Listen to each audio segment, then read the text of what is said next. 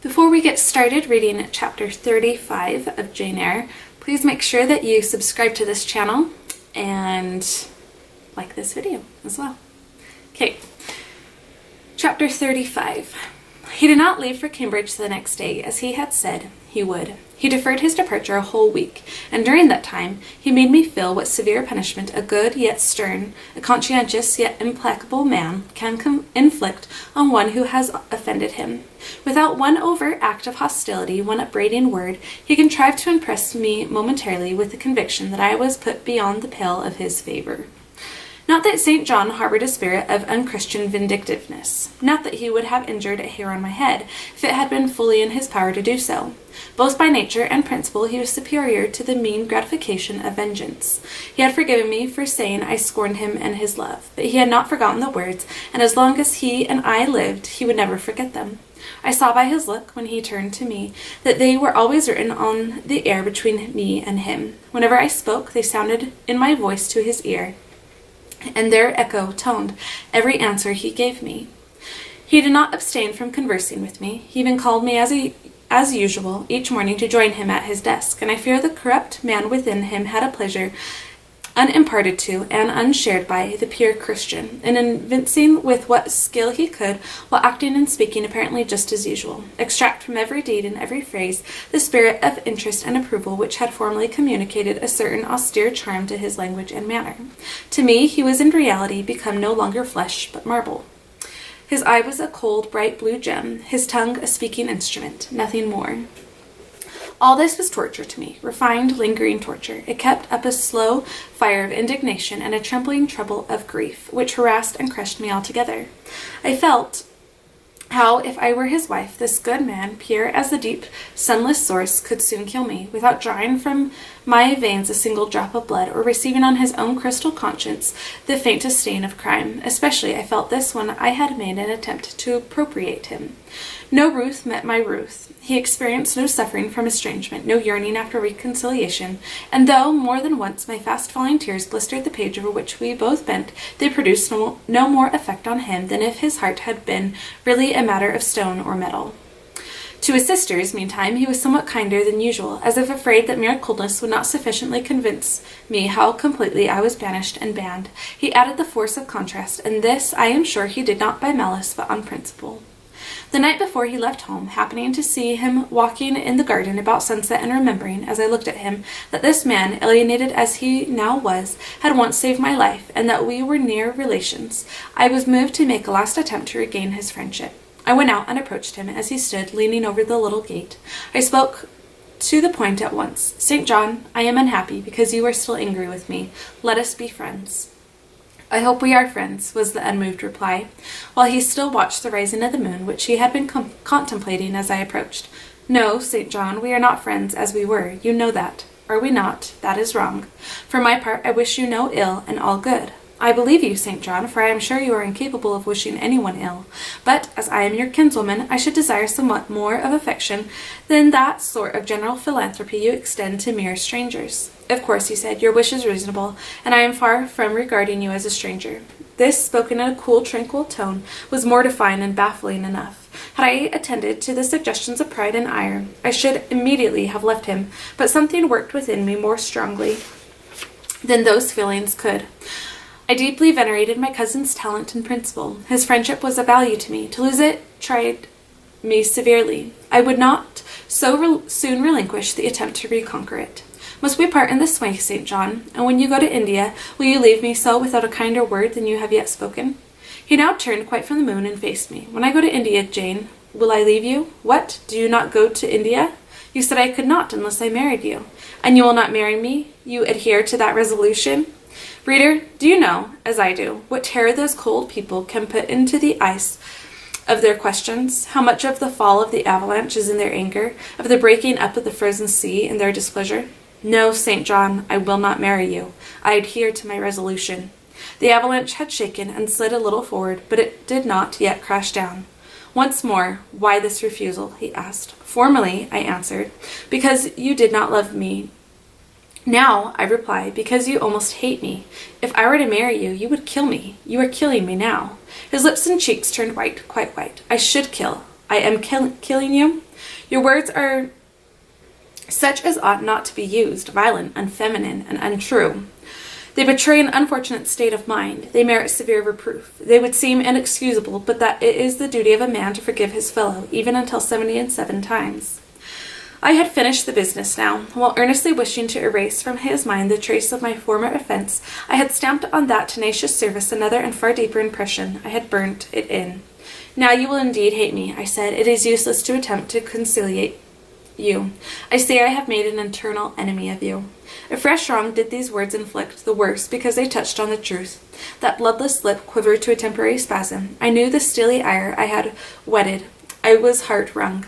You utterly misinterpret my words, I said at once, seizing his hand. I have no intention to grieve or pain you. Indeed, I have not. Most bitterly he smiled. Most decidedly he withdrew his hand from mine. And now you recall your promise, and will not go to India at all, I presume, said he, after a considerable pause. Yes, I will, as your assistant, I answered. A very long silence succeeded. What struggle there was in him between nature and grace in this interval, I cannot tell. Only a singular gleams scintillated in his eyes, and strange shadows passed over his face. He spoke at last. I before proved to you the absurdity of a single woman of your age proposing to accommodate abroad a single man of mine. I proved it to you in such terms as I should have thought would have prevented your ever again alluding to the plan. That you have done so, I regret for your sake. I interrupted him. Anything like a tangible reproach gave me courage at once. Keep to common sense, St. John. You are verging on nonsense. You pretend to be shocked by what I have said. You are not really shocked, for, with your superior mind, you cannot be either so dull or so conceited as to misunderstand my meaning. I say again, I will be your curate, if you like, but never your wife. Again he turned lividly pale, but, as before, controlled his passion perfectly. He answered empathetically, but calmly. A female curate, who is not my wife, would never suit me. With me, then, it seems, you cannot go. But if you are sincere in your offer, I will, while in town, speak to a married missionary whose wife needs a coadjutor. Your own fortune will make you independent of the Society's aid, and thus you may still be spared the dishonor of breaking your promise and deserting the band you engaged to join. Now, I never had, as the reader knows, either given any formal promise or entered into any engagement, and this language was all much too hard and much too despotic for the occasion. I replied, There is no dishonor, no breach of promise, no desertion in the case. I am not under the slightest obligation to go to India, especially with strangers. With you, I would have ventured much, because I admire, confide in, and, as a sister, I love you. But I am convinced that, go when and with whom I would, I should not live long in that climate. Ah, you are afraid of yourself, he said, curling his lip. I am. God did not give me my life to throw away, and to do as you wish me would, I begin to think, be almost equivalent to committing suicide. Moreover, before I definitely resolve on quitting England, I will know for certain whether I cannot be of greater use by remaining in it than by leaving it. What do you mean? It would be fruitless to attempt to explain, but there is a point on which I have long endured painful doubt, and I can go nowhere till by some means that doubt is removed. I know where your heart turns, and to what it clings. The interest you cherish is lawless and unconsecrated. Long since you ought to have crushed it. Now you should blush to allude to it. You think of Mr. Rochester. It was true. I confessed it by silence. Are you going to seek Mr. Rochester? I must find out what has become of him. It remains for me, then, he said, to remember you in my prayers, and to entreat God for you, in all earnestness, that you may not indeed become a castaway. I had thought I recognized in you one of the chosen, but God sees not as man sees. His will be done. He opened the gate, passed through it, and strayed away down the glen. He was soon out of sight. On re-entering the parlor, I found Diana standing at the window, looking very thoughtful. Diana was a great deal taller than I. She put her hand on my shoulder, and stooping, examined my face. Jane, she said, you are always agitated and pale now. I am sure there is something the matter. Tell me what business St. John and you have on hands. I have watched you this half hour from the window. You must forgive my being such a spy, but a long time I have fancied I hardly know what St. John is a strange being. She paused. I did not speak. Soon she resumed. That brother of mine cherishes peculiar views of some sort respecting you. I am sure he has long distinguished you by a notice and interest he never showed anyone else. To what end? I wish he loved you. Does he, Jane? I put her cool hand to my hot forehead. No, Di, not one whit. Then why does he follow you so with his eyes, and get you so frequently alone with him, and keep you so continually at his side? Mary and I had both concluded he wished you to marry him. He does. He has asked me to be his wife. Diana clapped her hands. That is just what we hoped and thought. And you will marry him, Jane, won't you? And then he will stay in England? Far from that, Diana. His sole idea in proposing to me is to procure a fitting fellow laborer in his Indian toils. What? He wishes you to go to India? Yes. Madness, she exclaimed. You would not live 3 months there. I am certain you never shall go. You have not consented, have you, Jane? I have refused to marry him. And have, consequently, displeased him, she suggested. Deeply. He will never forgive me, I fear. Yet I offered to accompany him as his sister. It was frantic folly to do so, Jane. Think of the task you undertook, one of incessant fatigue, where fatigue kills even the strong, and you are weak. St. John, you know him, would urge you to impossibilities. With him there would be no permission to rest during the hot hours, and unfortunately, I have noticed, whatever he exacts, you force yourself to perform. I am astonished you found courage to refuse his hand. You do not love him, then, Jane? Not as a husband. Yet he is a handsome fellow. And I am so plain, you see, Di. We should never suit. Plain? You? Not at all. You are much too pretty as well as too good to be grilled alive in Calcutta. And again she earnestly conjured me to give up all thoughts of going out with her brother. I must indeed, I said, for when just now I repeated the offer of serving him for a deacon, he expressed himself shocked at my want of decency.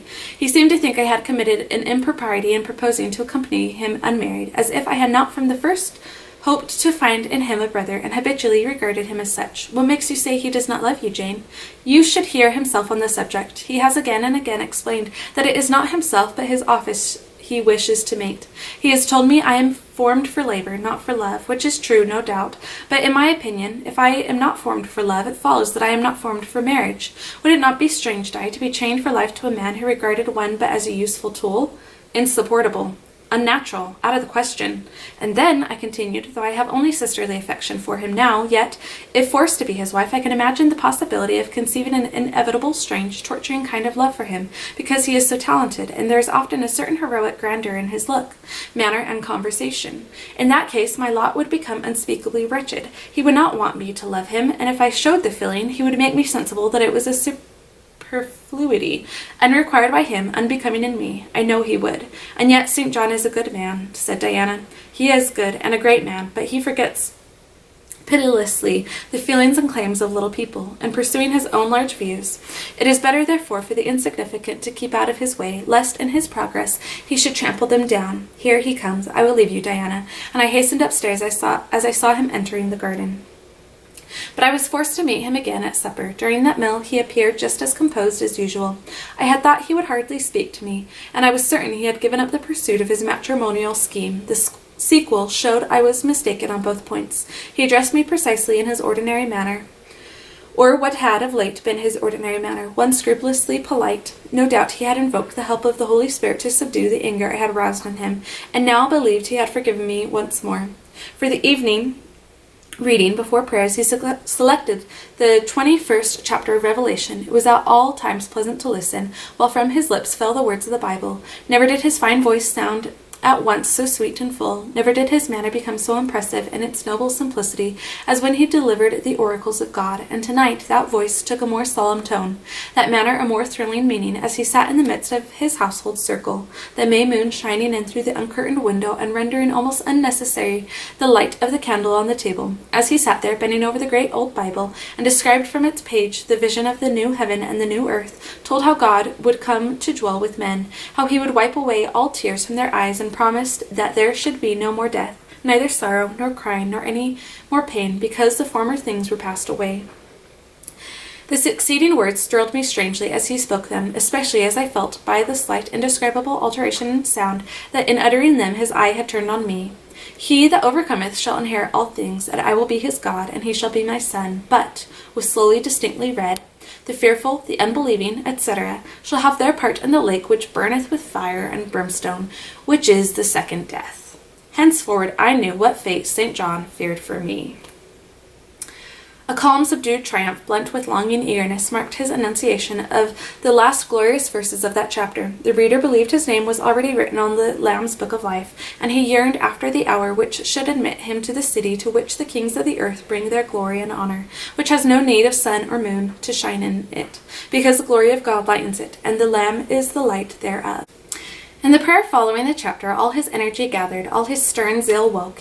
He was in deep earnest, wrestling with God and resolved on a conquest. He supplicated strength for the weak-hearted, guidance for wanderers from the fold, a return even at the 11th hour for those whom the temptations of the world and the flesh were luring from the narrow path. He urged, he asked, he claimed the boon of a brand snatched from the burning. Earnestness is ever deeply solemn. First, as I listened to that prayer, I wondered at his, then when it continued and rose, I was touched by it, and at last awed. He felt the greatness and goodness of his purpose so sincerely, others who heard him plead for it could not but feel it too. The prayer over, we took leave of him. He was to go at a very early hour in the morning. Diana and Mary, having kissed him, left the room in compliance. I think with a whispered hint from him, I tendered my hand and wished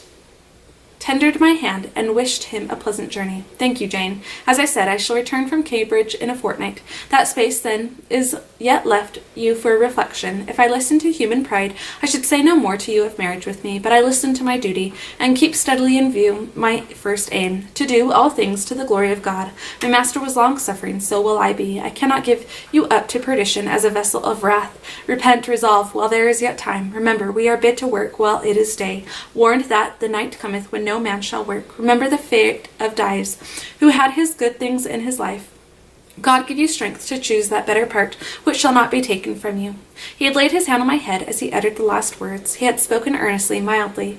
His look was not, indeed, that of a lover beholding his mistress, but it was that of a pastor recalling his wandering sheep, or better, of a guardian angel watching the soul for which he is responsible. All men of talent, whether they be men of feeling or not, whether they be zealots or aspirants or despots, provided only they be sincere, have their sublime moments when they are subdued and rule.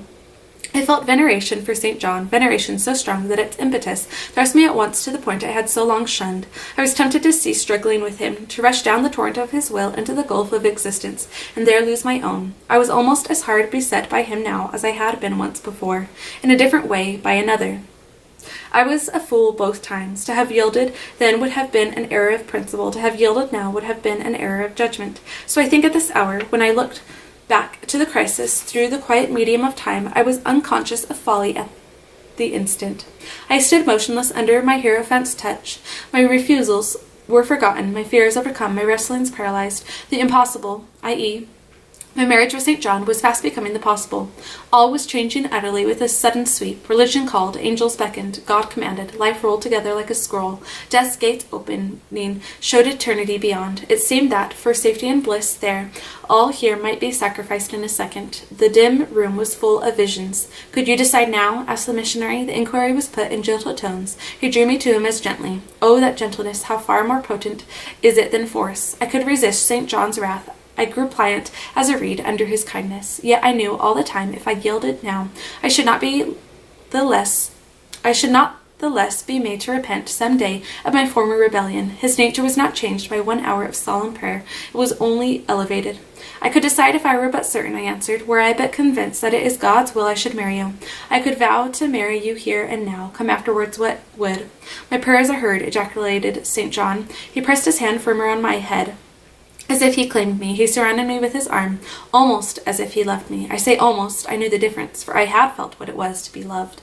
But like him, I had now put love out of the question, and thought only of duty. I contended with my inward dimness of vision, before which clouds yet rolled.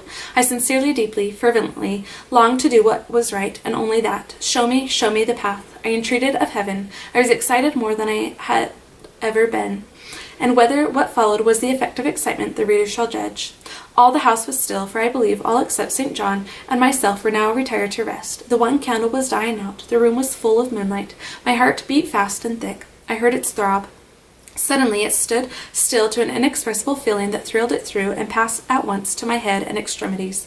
The feeling was not like an electric shock, but it was quite as sharp, as strange, as startling. It acted on my senses as if their uttermost activity hitherto had been but torpor, from which they were now summoned and forced to wake. They rose expectant. I and Eyre waited while the flesh quivered on my bones. "What have you heard? What do you see?" asked St. John. I saw nothing, but I heard a voice somewhere cry, "Jane, Jane, Jane," nothing more. "Oh God, what is it?" I gasped. I might have said, "Where is it?" for it did not seem in the room, nor in the house, nor in the garden. It did not come out of the air, nor from under the earth, nor from overhead. I had heard it, where or whence, forever impossible to know, and it was the voice of a human being. A known, loved, well-remembered voice, that of Edward Fairfax Rochester, and it spoke in pain and woe, wildly, eerily, urgently. "I am coming," I cried. "Wait for me. Oh, I will come." I flew to the door and looked into the passage. It was dark. I ran out into the garden. It was void. "Where are you?" I exclaimed. The hills beyond Marsh Glen sent the answer faintly back. "Where are you?" I listened. The wind sighed low in the firs. All was moorland loneliness and midnight hush. "Down superstition," I commented, as the spectre rose at black by the black yew at the gate. "This is not thy deception, nor thy witchcraft. It is the work of nature. She was roused, and did no miracle but her best." I broke from St. John, who had followed and would have detained me. It was my time to assume ascendancy. My powers were in play and in force. I told him to forbear question or remark. I desired him to leave me. I must and would be alone. He obeyed at once.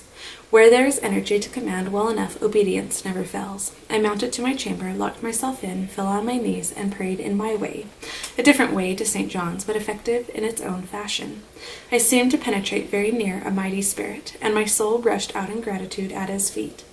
I rose from the thanksgiving, took a resolve, and lay down, unscared, enlightened, eager but for the daylight.